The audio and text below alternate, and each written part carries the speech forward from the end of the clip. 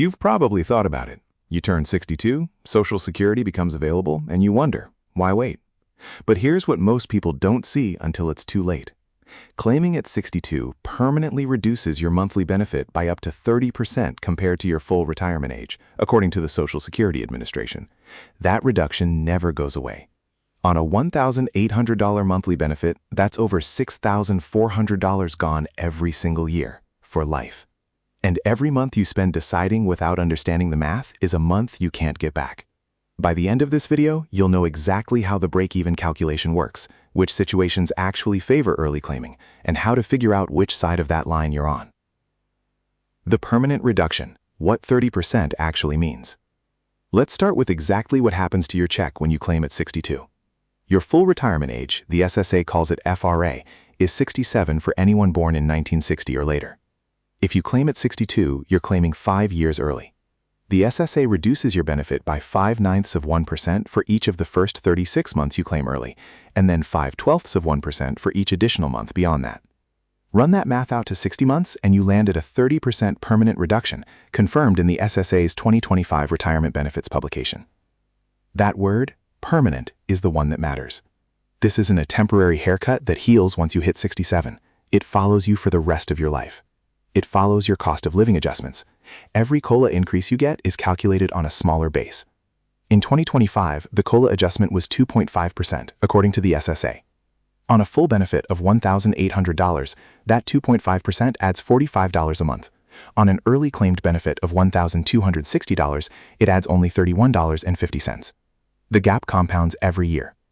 Your actual reduction percentage depends on exactly when you claim relative to your FRA.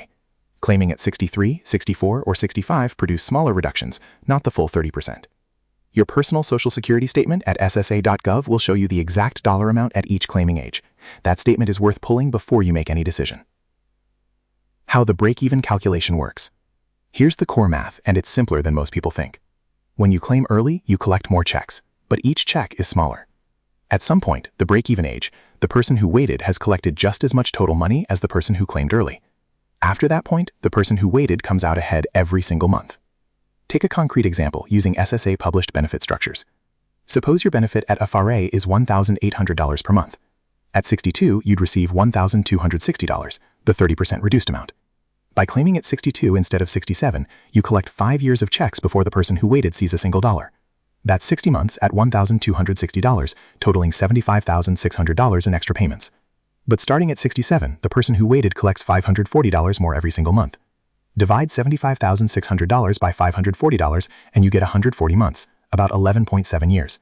Add that to age 67 and you reach the break-even point at roughly age 78 to 79. If you live past 79, waiting wins. If you don't, claiming early wins. It really is that clean. With 2 important caveats I'll cover in a moment. The SSA's own life expectancy tables are worth understanding here. A 62-year-old American man has an average life expectancy to about age 82, according to the SSA's 2024 actuarial tables. A 62-year-old woman averages about 85. That puts the average person past the break-even point. My take is clear. For the average person, the data favors waiting. But your family health history and your current health status change that math significantly. And that's not a hedge, it's a variable you actually know. The earnings test trap. Here's the piece that bites people hardest, and it's the least discussed. If you claim Social Security before your FRA and you're still working, you run straight into the earnings test. In 2025, the SSA withholds $1 in benefits for every $2 you earn above $22,320, according to the SSA's annual earnings test thresholds. That threshold rises to $59,520 in the year you reach FRA, at which point the test disappears entirely. Let's say you claim at 62 because you need the income, but you're still working part-time earning $40,000 a year. You're $17,680 over the limit. The SSA withholds $8,840 of your benefits that year. You don't lose that money permanently. The SSA recalculates your benefit upward at FRA to credit the withheld months. But here's the problem. You still get a permanently reduced base benefit from having claimed early. The recalculation helps, but it doesn't fully undo the early claim reduction. You end up in the worst of both worlds, reduced benefit and withheld payments during your working years. My take? If you're still earning above $22,320 and you're under your FRA, claiming at 62 is almost never the right move. The earnings test alone makes it a losing equation in most cases. Your specific income level changes the exact dollar amounts, but the direction of that math is consistent. The survivor benefit problem. This is the section that gets almost no attention in casual Social Security conversations, and it's the one that matters most if you're married. When the higher earning spouse dies, the surviving spouse inherits that benefit, not their own. The SSA calls this the survivor benefit, and it's based on what the deceased spouse was actually receiving at the time of death. If the higher earner claimed early and locked in a 30% reduction, the surviving spouse inherits that reduced amount. According to the SSA, the average monthly widow or widower benefit in 2024 was approximately $1,788.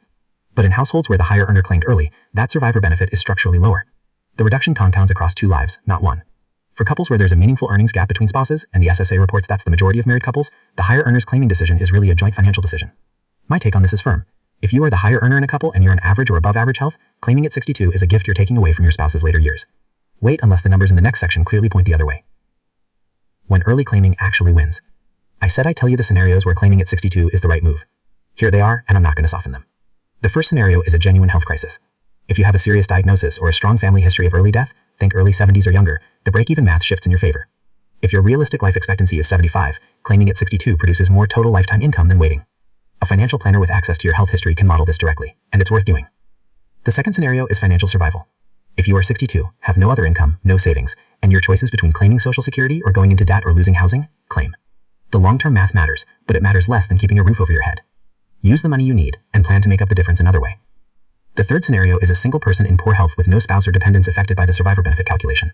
The survivor benefit concern doesn't apply. The math is purely about your own life expectancy, and if that expectancy is short, early claiming wins. The fourth scenario, and this one surprises people, is a divorced spouse. If you were married for at least 10 years and are currently unmarried, you may be eligible for a benefit based on your ex-spouse's record, according to SSA rules. That benefit is separate from and does not affect your own. In some cases, claiming a reduced divorced spouse benefit at 62 while allowing your own record to grow can be a legitimate strategy. The SSA's rules here are specific and worth verifying directly at ssa.gov. I cover catch-up retirement strategy for late starters, and what I see consistently is that most people in this audience don't fall cleanly into any of those 4 scenarios. Most people considering an early claim are doing it out of anxiety, not necessity. The anxiety is real, but anxiety is not the same as a financial argument for claiming early. My take? The default move. Here's where I land after going through all of this. The default recommendation, the one that works for the largest number of people watching this video, is to wait at least until your full retirement age of 67. If you can wait until 70, do it. Every year you delay past FRA adds 8% to your benefit, according to the SSA's delayed retirement credit rules. That's a guaranteed inflation-adjusted 8% increase. You won't find that in a CD or a money market account. The people for early claiming wins are a real minority, shorter life expectancy, active financial emergency, or a specific divorced spouse scenario. If you're not clearly in one of those groups, waiting is the higher expected value decision by a meaningful margin. Now, if you're in your 50s and haven't built much savings yet, Social Security strategy is only one piece of the puzzle. The next video in this series covers the 6 highest impact moves you can make in your 50s to close the gap, the decade that matters more than any other for late starters. I'll have that ready for you next week. I'm not a licensed financial advisor. This is general education, not personalized advice. Consult a fiduciary before acting. If this breakdown was useful, subscribe to Money Hacker 50. We publish retirement strategies specifically for people who are starting later and need to make every decision count.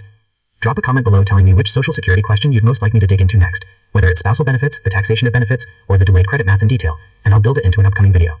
And if you're looking for a tool to model your own Social Security scenarios, I'll link one in the description that I found genuinely useful. This video may contain affiliate links. I only recommend tools I use personally.